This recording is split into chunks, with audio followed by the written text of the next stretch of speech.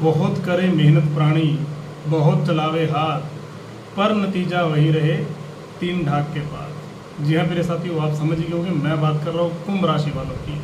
कैसा रहने वाला है जून का माह, कैसा रहने वाला ही नहीं है, हर विषय पर वो आपका स्वास्थ्य, आपका धन, आपकी मैरिड लाइफ, आपकी लव लाइफ, आपका शिक्षा, हर विषय पर हम बारीकी से चर्चा करेंगे। बस आवश्यकता है तो आपको मेरे साथ अंत तक बने रहने की, और अंत में आपके साथ वो उपाय भी साझा करेंगे जिससे आपका ये माह और बेहतर से बेहतरीन हो सके। मेरे साथियों, सर्वप्रथम आप लोगों के लिए एक बहुत ही महत्वपूर्ण सूचना, अगर आप लोग भी अपनी कुंडली पर डीप एनालाइज कराना चाहते हैं, अपने ग्रहों का स्टिक बारीकी से विश्लेषण कराना चाहते हैं, तो सिर्फ चैनल के डिस्क्रिप्शन में दिए गए नंबरों पर ही संपर्क करें। यदि आप मुझे मैसेज कर रहे हैं और आपको मेरे मैसेज पर, आपके मैसेज पर कोई मेरी तरफ से नहीं किसी और की तरफ से रिप्लाई आ रहा है तो ध्यान दीजिएगा, वो स्पैम भी हो सकता है। चलिए शुरुआत करते हैं। सबसे पहले जान लेते हैं कि इस माह के अंदर, जून माह के अंदर किन किन ग्रहों का गोचर होने वाला है। प्रिय साथियों, 12 जून को शुक्र मिथुन राशि में गोचर करेंगे, 14 जून को बुध मिथुन राशि में गोचर करेंगे और 15 जून को सूर्य मिथुन राशि में गोचर करेंगे। माह के शुरुआत में ही ग्रहों की उपस्थिति क्या कह रही है। सबसे पहले लगन के स्वामी शनि लगन में ही विराजमान रहेंगे, दूसरे घर में वाणी का भाव, धन का भाव राहु विराजमान रहेंगे, मंगल थर्ड हाउस में पराक्रम घर में अपने ही घर में होंगे, गुरु सूर्य बुध शुक्र ये चार ग्रहों की युति आपके सुख भाव में, चतुर्थ भाव में होगी, और आपके अष्टम भाव में विराजमान रहेंगे केतु।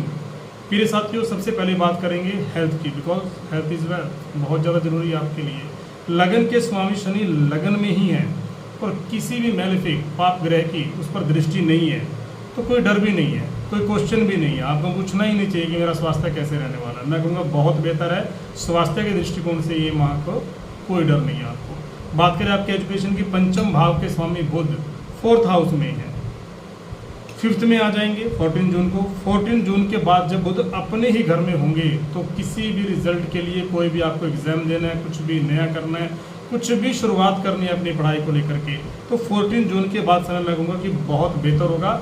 उससे पहले भी कोई डर नहीं है, लेकिन ज़्यादा बेहतर की बात करूँ तो वो 14 जून के बाद होगा। बात करें फिर साथियों आपकी लव लाइफ की, लव रिलेशन की, पाँचवा घर, इससे ही ज्ञान और संतान के साथ साथ हम देखते हैं आपकी लव लाइफ कैसी रहने वाली है। आपकी लव लाइफ फिर साथियों, पंचम भाव के स्वामी मैंने आपको अभी कहा कि बुध फोर्थ हाउस में है, और 14 जून के बाद फिफ्थ हाउस में अपने ही घर में आ जाएंगे, और 12 जून को उससे पहले शुक्र भी फिफ्थ हाउस में आ जाएंगे, और शनि भी अपनी ही राशि में है, तो कोई डर ही नहीं है। ये समय तो पूरा रोमांटिक रोमांस का होना चाहिए। कोई ट्रैवलिंग कर सकते हैं आप, कोई पुराने अगर आपके कोई दुख थे, कोई कलेश थे, कोई झगड़े थे, कोई वाद विवाद थे, तो मैं कहूँगा उसका भी सुलझने का समय आ गया है। अब तो आप कह सकते हैं हम बने तुम बने एक दूसरे के लिए। तो ये माह आपके पुराने झगड़ों को सुलझाने के लिए, नए की तो कोई बात ही नहीं है।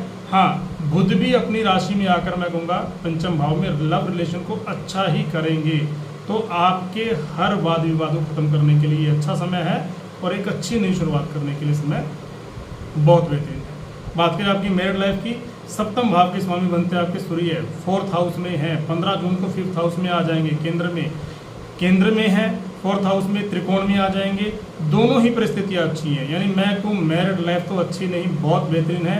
हाँ, बस शनि की दृष्टि लगन से बैठकर सप्तम भाव पर पड़ रही है, तब भी कोई विशेष डर नहीं है। बस इतना कहूँगा, धैर्य रखें, वाणी पर नियंत्रण रखें, और धैर्य तो आपको शनिदेव ने सिखा ही दिया होगा, तो कोई डर नहीं है मैरिज लाइफ को लेकर के, 70-80% बेहतरीन। बात करूँ आपके भाग्य की, भाग्य के स्वामी बनते हैं आपके शुक्र, और शुक्र फोर्थ हाउस में है 12 जून तक, उसके बाद फिफ्थ में आ जाएंगे। 12 जून से पहले भी अच्छा, और उसके बाद तो और अच्छा। क्यों? क्योंकि शुक्र है आपके नवमेश, और अपने घर से नौवें घर में यानी पंचम भाव में आ जा रहे हैं, तो मैं कहूँगा ये बहुत ही बेहतरीन है। भाग्य के अनुसार अगर आप मेरे साथी पूछते हो तो कुंभ राशि के लिए बहुत अच्छा है। सिर्फ बोलने से नहीं, आपको डिटेल में भी समझा रहा हूँ कि भाग्य के स्वामी शुक्र फोर्थ हाउस में है, फिफ्थ में आ जाएंगे, 9वें से 9वां बन रहा है, तो अच्छा नहीं बहुत अच्छा है। इस महीने भाग्य इतना साथ देगा कि कहूँ भाग्य इस महीने अगर किसी के साथ है तो सिर्फ और सिर्फ आप ही लोगों के साथ है। यानी 12 राशियों में सबसे ज़्यादा अगर भाग्य को सपोर्ट मिलने वाला है मेरे साथियों, तो इस माह सिर्फ कुंभ राशि वालों के लिए।